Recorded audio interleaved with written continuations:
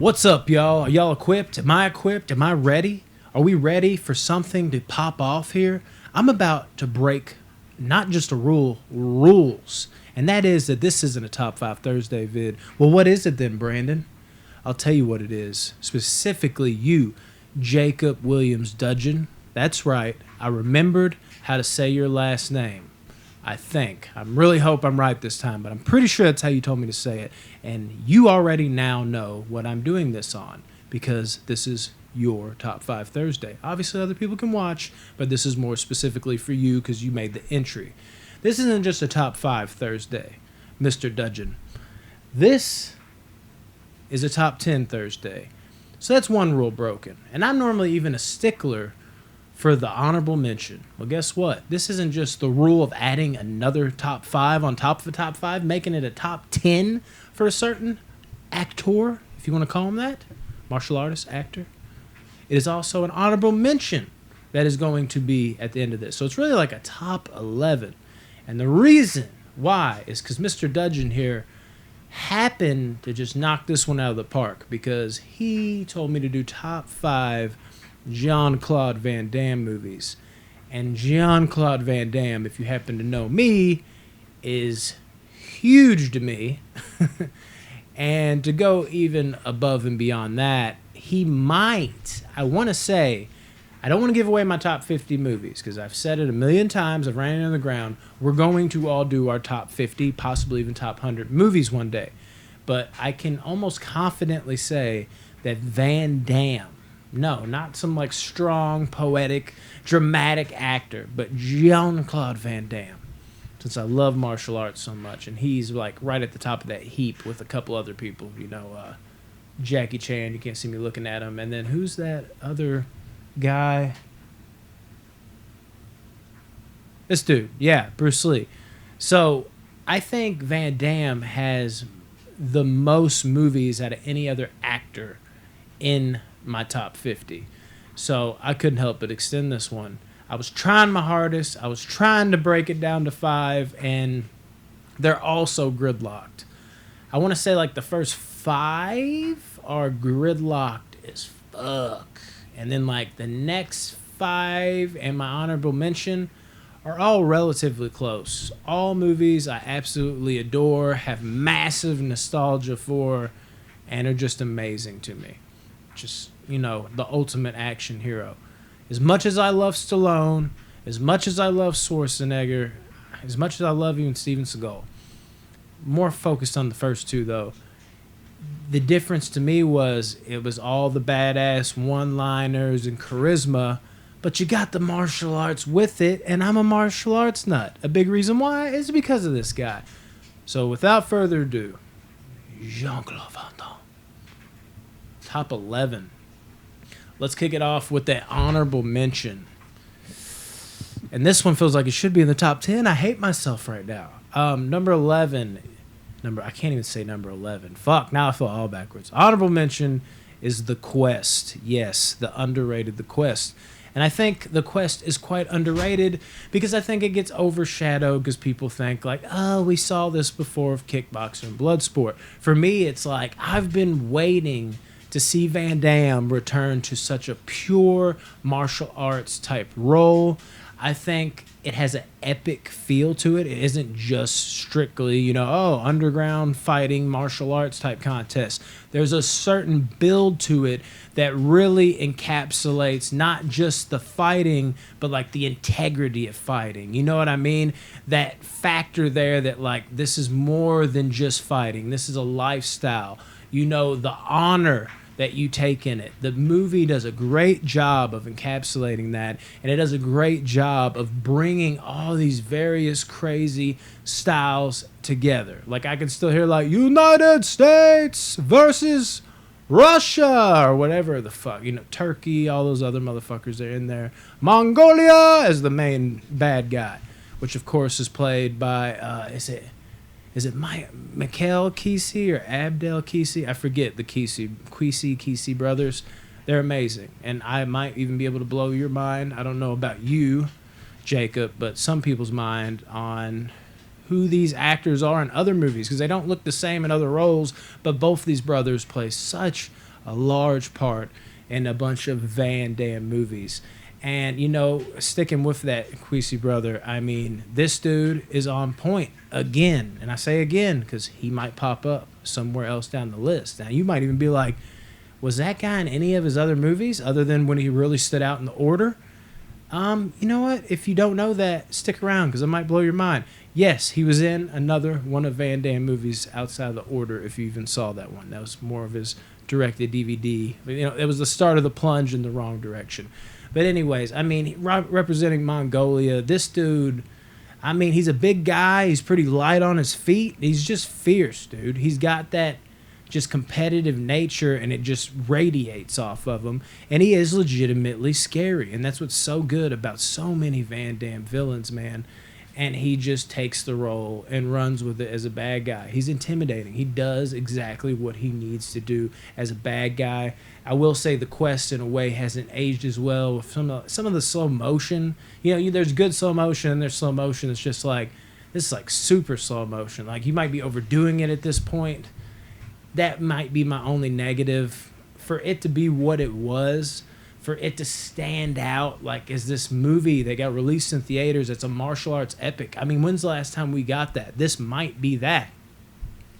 It's special, man. It's special in its own way. The quest, I think, deserves a little more credit than it gets. At least a little more. And damn, dude, I love that movie.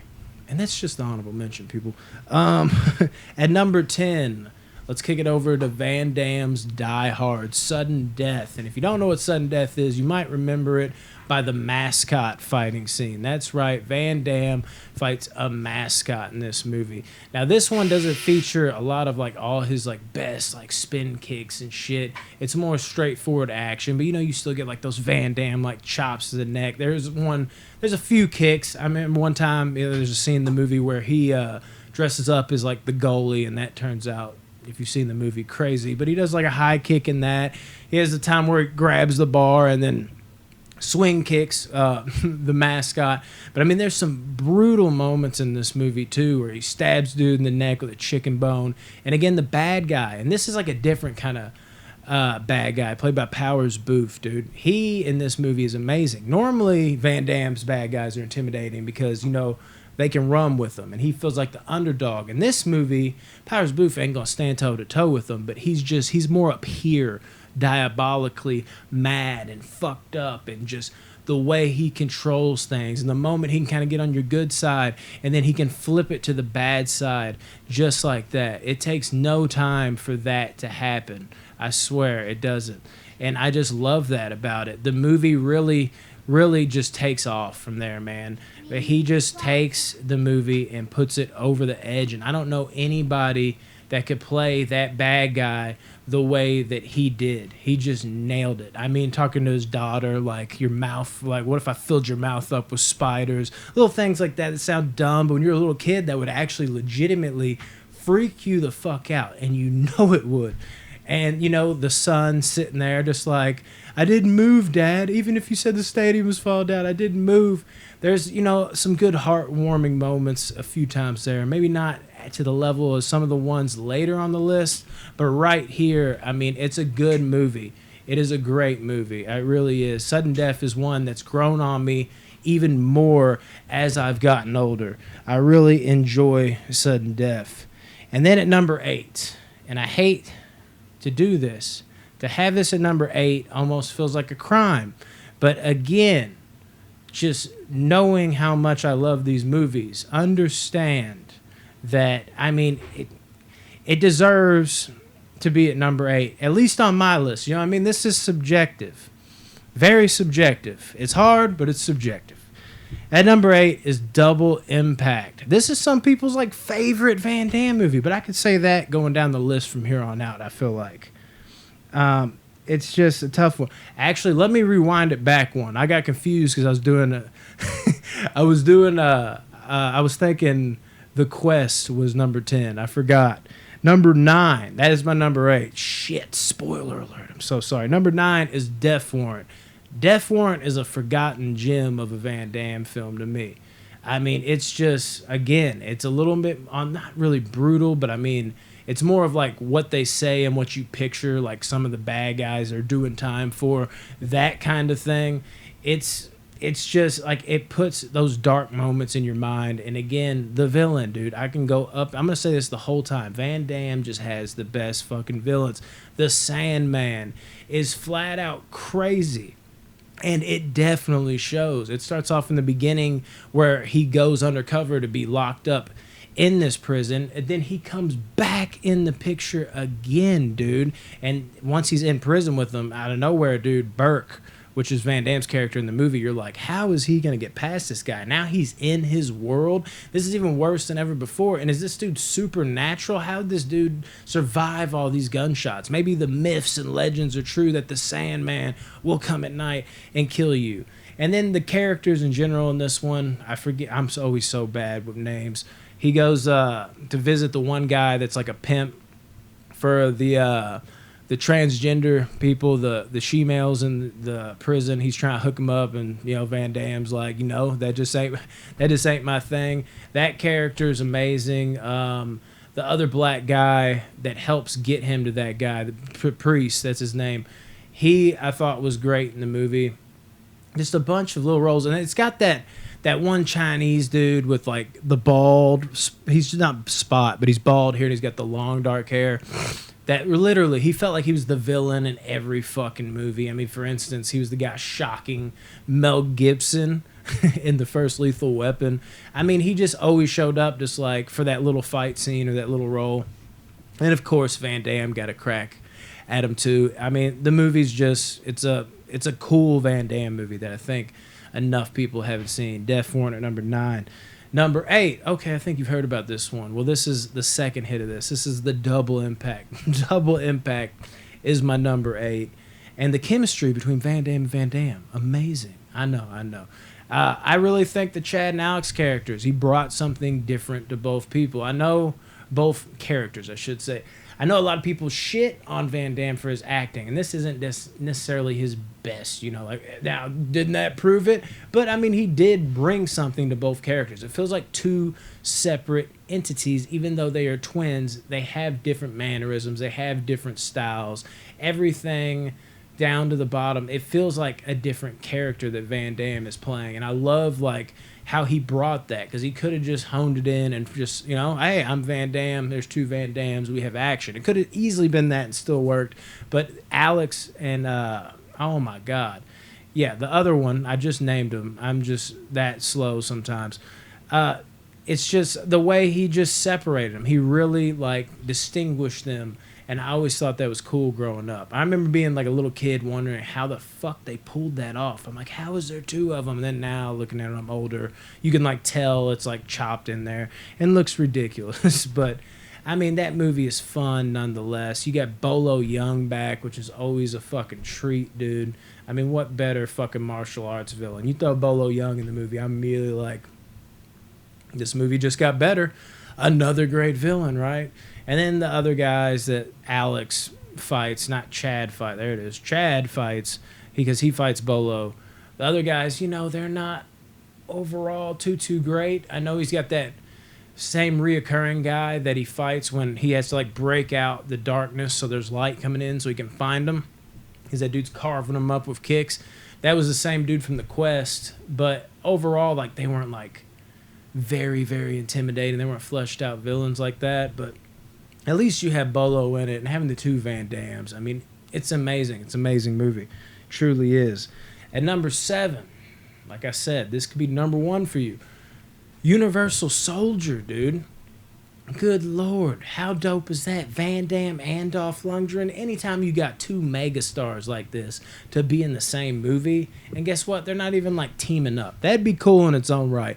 But they're villain. It's a villain versus hero type deal. And who's the villain? Dolph Lundgren. Dolph Lundgren is the villain? That is another fucking great villain. He didn't even have to do good in the movie. Just the strength that, oh shit, Van Damme squaring up against Dolph Lundgren. That's the seal deal right there. That's the real deal Holyfield, man. And Dolph Lundgren didn't disappoint. They both were a little more even Van Damme, he's like, I am confused. But he slowly even starts to talk a little less, even down to his, please, I just want to eat. Like, he's starting to become human almost, and that's the whole point of the movie. But once they get that rolling, and Dolph Lundgren starts rolling like that, where he's like shooting up the supermarket and all that shit. Not really shooting them up. He shoots like a few people in there. He's like, see, they're everywhere. Talking about the Vietnam War and shit. It's just the more his character comes to life, the movie just takes off. Dolph was an absolute pleasure in that fucking movie. And Van Damme, of course, I mean, just like almost every movie on this list, just showing off his skills left and right. And Dolph, to a degree, too. I mean, he's a very accomplished martial artist. And it's just fun to see them go at it, square up, dude, in the rain at the end on the farm. It's just an out there, bizarre, almost like Terminator-ish ripoff that is the best of its kind. It's just a fun, turn your brain off action movie that you can have a great time with. There's a reason why Universal Soldier is still one of those movies that people, you know, it's that cult classic type status. People still love it. At number 6, Jesus, how is this not my top 5? Hard Target. Hard Target is just... How good is Hard Target? John Woo and Van Damme teaming up like that, and the flair he brought to Van Damme's action. Now, remember how I talked about the quests? Some of the slow motion didn't age too well. There might be an overuse of slow motion in Hard Target, but it looks damn filthy, dude. Even the stupid shit where he's standing up on the fucking bike shooting, that's just like, okay, we're not quite on Fast and the Furious type unbelievability, but we're looking at this and we're like, all right, I call bullshit. You know, like, you can do that to an extent, but like Hard Target kind of starts to wear it out a little bit. But even then, dude, you just accept it because the flair behind it, the turn your brain off ability, and the flip over the fucking car. And again, not the greatest fighting villains, but Lance Henriksen, dude, and Arnold Vosloo from The Mummy. Them two are just fucking fantastic as the villains. It's fucking hunting season. They're after Van Damme, and they think they're up to the challenge. But were they? Hell no, they weren't, dude. And Van Damme just wreaks havoc as Chance Boudreaux. And that in-fight scene, usually it's like mano-a-mano for Van Damme. Instead, he just takes on that whole army that's trying to kill him because he's the hard target. I mean, come on, dude. The way he just... slow-mo kicks everybody into submission. That is an amazing ending to an amazing movie that's still tons of fun. All right, at number 5, oh my lord, Time Cop. Fucking Time Cop. I feel like people don't talk about this movie enough anymore. Time Cop is probably one of my favorite sci-fi movies, like sci-fi action movies ever. Every time I watch Time Cop, maybe even more than like other Van Damme movies. Obviously, it's not my favorite. I just have a blast, dare I say, maybe the most fun. It's just such a great time. And I feel like this is right where Van Damme, you know, I could feel him putting out more characters like this. Before this role, he always played that like humble, you know, lovable good guy that like was like try to stray away from fighting, always try to take the high road, but if he got pushed to those limits, he was always honorable. I loved him in Time Cop, as just, you know, he's just this guy. He just doesn't give a shit. He's got like a certain, like, I don't know if Van Damme's like swagger, if you will, had ever been on point to this level. Like, he just the way he delivered lines, like, they broke into my house, you can kill them. Like, it's just like little things he says in that movie. Fucking the girl, like, I forget her name, when she turns on him and then she's just like, I thought you said you wouldn't hit a girl. Like, change my mind. Like, all this different shit, dude. I mean, there's so many. That's not even necessarily the best lines. That's just a couple that popped in my head right away. Remember, I do all this shit on the fly. This is just... It's just imprinted. You know what I mean? But I didn't do any studying before this. But, I mean, dude, he just... that's the best thing I can say about Time Cop, is it's tons of fun, but yet it still has its serious moments, especially like the end when it's raining, where he's trying to reverse what happened because he knows what horrible thing happened to his wife that was supposed to be pregnant. I mean, and there's something about the rain, dude. I don't know what it is. You add rain, just like Universal Soldier, I'm going to be that much more into that end scene. And I mean, it's just, again, it's tons of fun, you know? Why don't you sleep on it for a while? I did that. Fucking pistol whipped the shit out of that dude. Whoever that guy is, he showed up in so many random action movies. He was in Rumble in the Bronx. The guy, Jackie Chan, tried to hit with that fucking wrench and he finally bowed down. I mean, come on, dude. And I'm a sucker for those old generic villains. You ever like have those things where you're like, why do I like that? Because looking back on it now, I'm like, if I watched this for the first time today, I feel like I'd be like, dude, these villains are whack as shit. But something about those old school like villains like that, it just works. Time Cop is the shit. And then at number 4, which is what most people's favorite is, Bloodsport. Fucking Bloodsport. And when I say Bloodsport is phenomenal, even if though it's at number 4, it is phenomenal to me, man. It's instrumental in becoming like the martial arts fan that I was. I mean, or still am. I shouldn't say was. Bloodsport is just such an amazing story. The Frank Dukes character, whether or not, not whether or not it is, his bullshit stories that he used to say and do, it doesn't matter. The story itself is so amazing, so captivating. And I can see, I think you even told me, Jacob, you were talking about how I think you said this was like a big reason why you started doing martial arts. And it is for so many people, even if that isn't true. I believe that's what you told me. And this movie just changed the game for so many people. And I mean, I know Van Damme technically, I mean, he's French, but like a white guy, not like an Asian guy. I think that opened the door for a lot of people that look like you or me. Now, personally, I used to do martial arts, but I didn't go too far with it, you know what I mean? I didn't go crazy with it. It didn't become like my life, you know what I mean? Like I might have thought it was going to, but there's look, podcasting right now. I have so much going on. Even back then I might not have, but at the same time I did. I wanted to play basketball. I wanted to do this. You're juggling a million things. That fell out of the loop for whatever reason. But what didn't was just the drive and like wanting to just watch martial art movie after martial art movie. And what didn't for like you guys that like stuck with that kind of thing, it left this imprint on you. And I think it's the fact like it wasn't like an Asian man. Like you could look at him like, that dude looks like me. I mean, obviously we're not all shredded like Van Damme, but you're like, I can be this guy. Like he gave hope to so many people and really changed the game for so many young kids with this movie. And I mean, again, villain, Bolo fucking young, dude. Chong Li in this movie.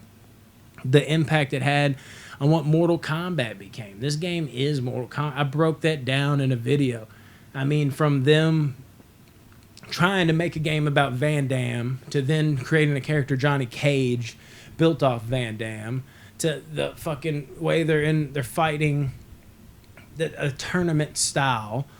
The fucking, you got which crazy enough, the other Quisi brother played by Tong Po.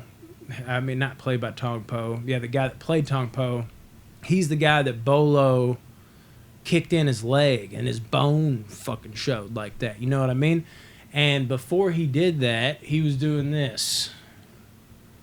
Which, what do they do in Mortal Kombat? They do this. And then Bolo snapping people's necks. And it's like fatalities. It's just the impact that had on what Mortal Kombat is, which is one of my favorite games. That alone is enough for me to adore this movie. But the movie itself, dude, Bloodsport, is a fucking giant martial arts classic. Some might even debate if it's the best martial arts movie ever made. It's phenomenal. You got to give it up. Bloodsport at number 4. And I can't emphasize that enough. Actually, tell you what, I got one more thing to say. Jackson, dude. One of the best side characters, if not the best in all of Van Damme's movies. You got to love the friendship they bonded over in such a short amount of time. And some people are like, they just met. It's like, yeah, but it goes back to that old adage. I could be friends with somebody for a year and we hang out and don't really go through anything. You go through like tournament called Bloodsport and you're thinking the other person's dying, that friendship grows so strong so quickly. Just like when you're in war, you go through battle together. They become more than family. There's something to that, man. Bloodsport. Okay, am I ready to end it? I can go on for days. Bloodsport. The most iconic scene ever. When he gets blood. I'm gonna stop now. But yeah, that's one of my favorite scenes ever. Shit, dude, it just comes back to me. I try to end it, and I'm like, I want to talk about this. I want to talk about this. I can do that with any of these movies, though. But damn it. Number 3, probably the most underrated Van Damme movie, and not his best martial arts movie. Nowhere to Run, dude. Nowhere to Run is just. I mean, all these movies are nostalgia based, but Nowhere to Run might be the most nostalgia based for me.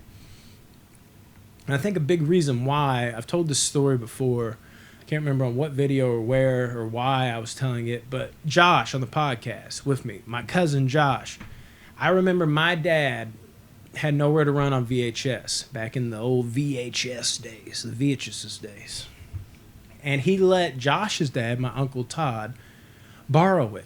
And I just remember for the next year and a half about, you get that VHS back from Todd yet? You get that VHS back from Todd yet? So not only was the movie dope, and that was the one Van Damme movie I owned at the time, so I was fiending for it. It made me want it even more because I'm like, God, I should at least have that one. It used to irritate me because other ones we used to rent like crazy, or catch them on TV if you're lucky, which they actually used to play on TV quite a bit because I remember always watching them on TV on those local channels, man. Not local channels, basic cable channels. But there was a certain allure. There was just something about that movie from me just knowing that I could have it, and it was this close, but I couldn't watch it anymore because I couldn't get it back, and I just couldn't understand why. I was like, Dad, just get Nowhere to Run back. Go over there to Todd's house. He will have nowhere to run. Yeah, I know, bad joke, but I mean, it's the truth though. And then one day, I'd given up all hope finally after a year and a half of talking his head off. And sure enough, when I stopped asking for it, he's like, oh, here's Nowhere to Run. It's shit. And back then, years actually felt like years. So what a year feels like now, that felt more like 3 years back then. But it probably wasn't even a year and a half. Looking back, I was probably adding that time on like that. But dude, Nowhere to Run beyond that, though, man, is one of Van Damme's better acting performances. I mean, it's just one of those movies, it almost gets me in my feels a little bit, dude. Especially the ending with one of those, whatever Culkin brother that is, where he's like, Sam! And he gives him, one last hug, the fucking music. And, not a whole lot goes on. But again, you have that good villain. You got old Buffalo Bill dude in there, dude. Old Ted Levine. He's fucking great as this guy comes in with the card tricks and all that shit. And it doesn't have his best martial arts, but it showcases some of his better acting and shows that Van Damme could do more. And he does give a badass character, but he does what Van Damme does best. It's not only a badass character, it's a badass character you can relate to and that you can root for in ways you can't explain, dude. That guy that's on the run from the cops, but at the end of the day, as he gets deeper and deeper in the story, you find out he ain't really doing shit for real. You know what I mean? You hear on that little fucking player, and then he leaves the I mean, it's just a good movie that I can only explain as one of Van Damme's best heartfelt movies. I love Nowhere to Run, man. Damn it. And at number 2, bring me Tong Po!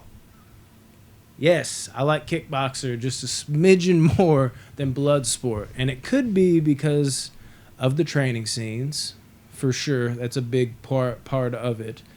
But also, I don't know, man. Tong Po and Chong Li, they're both undeniably amazing. I don't think it's that cut and dry that Chong Li's the best.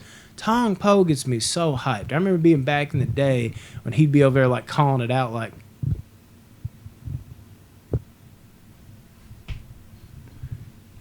hitting his knee, now I'm going to attack you with this. There was something to that guy. And not only that, you get to see the same kind of thing that happened with Ray Jackson, where he just beats the shit out of his brother, dude. Puts him in a fucking wheelchair. You're wondering, is he going to live? Holy shit. I even got an inside joke with a couple of my buddies, because there's a moment where they dump his brother outside, and he's just like, Kurt. He says Kurt in the most damaged way ever. I think we were smoking one time or something. We were cracking the fuck up. Just Jesus, this dude is hurt. Kurt. But I mean, that's just a stupid inside joke we got. I got a couple people I watched that movie with. I'm like, bro, every time. But I mean, the damage you saw him do, and then that opening, I will never forget being a kid and just hearing that doom, almost like the similar to like what you'd heard in Jurassic Park growing up, dude. You heard that big thump like the T-Rex was coming. You just heard that doom, doom, and Van Damme's walking down that dark hallway slowly, and then you just see that fucking long, cause Tong Lee, combining names. Tong Po's got that like little braid going all the way down his back, and it's just swinging with the bald head. And then he turns around, does that, you know, that shit they used to do in them old school movies. They used to hold their hand up, and everything will pop, especially in Bruce Lee movies. But I mean, from that moment on, I was like, God dang, bro, like this dude's gonna be a problem. And watching him have to build himself up through infamous scene after infamous scene with the kick the tree. You want me to break my leg? I mean, bro. That shit gets me every time. Like this, like beating the shit out. And then also there's some good comedy in here too, honestly. Like I love the scene, just the instructor, dude. Every time he cracks me up, dude. He always just even predicaments he gets him in. He's just a funny dude. It's just kickboxer, dude. What else can you say about it? It's just amazing. Showcases some of Van Damme's best moves along with Bloodsport. I don't know if that, you know, God, dude, that like spinning back kick has looked any better than it did. And I mean, it looked great, obviously, in Bloodsport, but the way it like connects with, I almost said, called him Tong Lee again, Tom Poe in the ring, or when he's even training and he's kind of like getting in close where he's holding those sticks out, he just does it over his head. You just get a good shot of like, just there's something about Van Damme. He just looks so majestic when he does it. You know what I mean? It's beautiful, man. It's a fucking art. And that, I mean, he puts the art in martial arts, bro. I mean, my God, damn, what a fucking movie.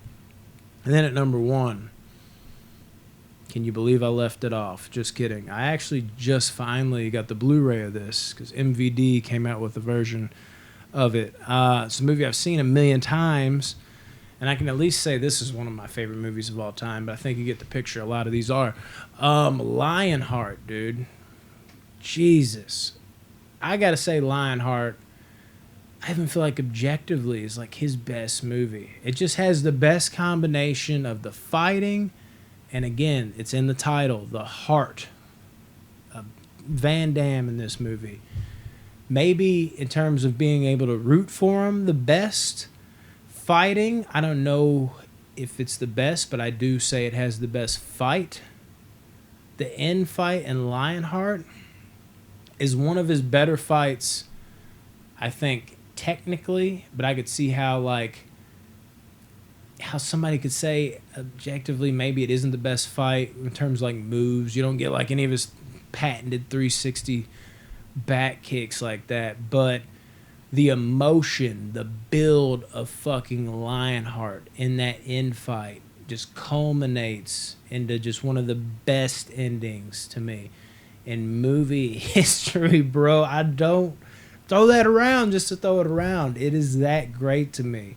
Like even like, and Rocky is my shit above all shit. This is Van Damme's Rocky. When you're sitting there and he's in that underdog moment in Lionheart, and Joshua's sitting there after he's been knocked down. Another thing Van Damme does so well, he does so good at selling that he's getting the shit kicked out of him. And when he gets knocked down to Joshua again, he's like, it's over, Lionheart. Like, the whole bet's on Attila. Like, stay down, Lionheart. This dude's gonna kill your ass. And that music, the score in Lionheart, one of my favorite scores ever, dude. It just goes with the character perfectly. It feels like the score makes you feel almost like strong. It makes you feel like emotional. It makes you feel like really tied into like this heroic sound that also has like a danger that's lingering under it. Like, is the hero gonna lose? What's gonna happen? That built with just his toughness and grit for him to just keep getting up, dude. And having Joshua, this dude's gonna kill your ass. Don't you know that? Chills. I could watch that 100 times in a row. It still gives me chills. That fucking ending when he turns around that fight, which, again, the guy that he's fighting is the same guy from The Quest. He just looks almost completely different. Just like Tong Po looks completely different when he gets his leg injured by Chong Li. Almost did it again, oh my god. And just like Tong Po looks completely different in Lionheart, because he's one of the Legionnaires or whatever that's trying to take him back. But, I mean, this motherfucker Attila with that cat is fierce as fuck, dude. Another amazing, intimidating villain, dude.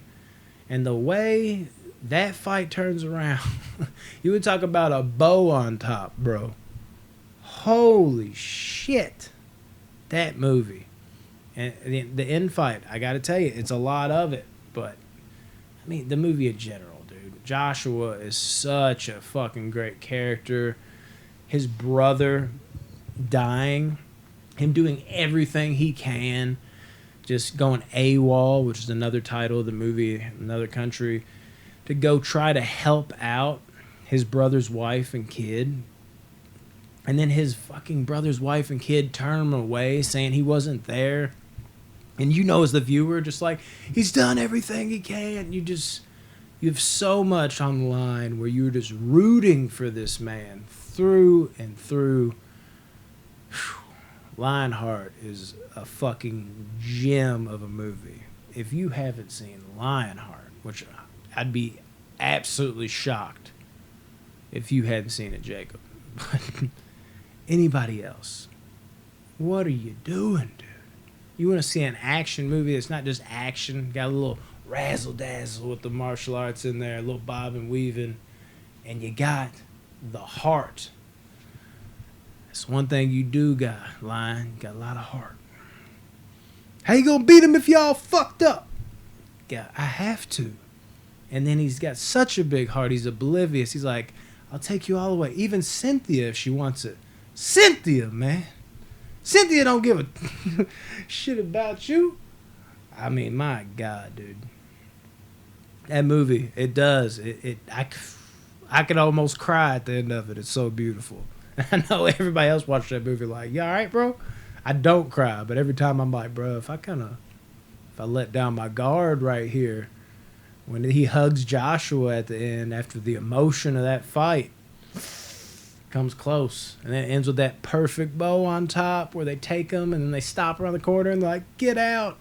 And where the kid's always looking out the door and of course the person never comes. He comes up running over that hill and the score kicks in. Can't beat it, dude. Lionheart is fucking unexplainably good to me. Whew. And that is the top 10 Van Damme films with one honorable mention. And I mean, dude, there's so many. I left out Cyborg. Cyborg's got some great fighting in it. It's just, I don't know. I watch that movie now and I'm like, it's a little corny in a lot of spots. Street Fighter was my shit when I was a kid. Now the fighting isn't even as good, but I mean, it's kind of cool. And it's really corny. I mean, dude, I can go down the list. There's so many fucking movies. I mean, even like his before fame shit, like fucking Black Eagle, where he plays the villain. You know, that was kind of cool. A lot of people ain't seen that one. That's a good one. One of those ninja movies right there. And then, of course, No Retreat, No Surrender, man. I mean, that was your gift. I mean, I got that on Blu-ray back there. I wear that movie out, too. But that's more of a, I forget the martial artist name. Who is the main guy in that? I mean, what a fucking story, dude. You got him fighting Bruce Lee, not fighting Bruce Lee, Bruce Lee visiting him, giving him guidance before he squares up against Van Damme, before he was Van Damme, I'm the best. I mean, but you knew it from that moment, dude. If you saw that movie, if you were one of those few people that peeped that shit and weren't, you know, jumping on the Van Damme train with Bloodsport, you were like, this dude's got it. And you know what? 4 years later, or whatever it was, because I think Bloodsport was actually filmed in like 88, not 89. It just, there it was. Whoop, there it is. You know what I'm saying? Rest is history. But I mean, my God. Even that movie we reviewed recently, very, very underrated new Van Damme movie if you haven't seen it. The Bouncer. Not martial arts oriented, but some good acting and just a solid movie. Gotta keep it going, bro. Gotta keep it going. Damn. Well, I think that about wraps it up, dude. I don't know if you stuck by for this full 40-minute top 11 Thursday. Top 5 Thursday extended by 5 with one honorable mention. Might be the longest one I ever do, but... And I honestly probably should have prepared for it even more, but I just said, fuck it. Wing it. Which is what I normally do anyways. But part of me was like, since this is so special to me, maybe I should prepare even more. But then the other part of me was like, it's so special to you, it should be even easier to talk about. Just go out there and do it. I wonder what your list is, though, man. You ain't got to do a top 11 like me, which is what I basically did. Do a top 5 if you want to. I'd be curious to hear yours. You just give me a top 5. It's like, I like Replicant. I like Desert Heat. I like Derailed.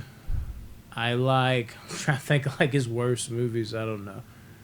He's got a few gems in his later years. Not too many. I still buy every single one of them. Fuck, he gets me. But can't help it, man. Once a fan, always a fan. Maybe we finally get Frenchie this year, man. Assuming you know what that is. You know what? I mean, you could know about the other titles it has. Soldiers. What the fuck's the other one? Full Love. Hoping we finally get that fucking movie. That's been a passion project. I mean, I thought it was like 2011 when it was... I don't know what's going on with that, but we'll see, man. Now that is a top 5, sir. Thank you. Probably my favorite one yet. Keep up the good work, guys. Follow us everywhere. You know our official Box Office Banner on Instagram and Spotify and Podbean. Box Office Banner on YouTube. Box Office Banner on Facebook. Under Box Office Banner Movies. And, of course, check out all Project Louder videos, dude, on projectlouder.net. Love you guys.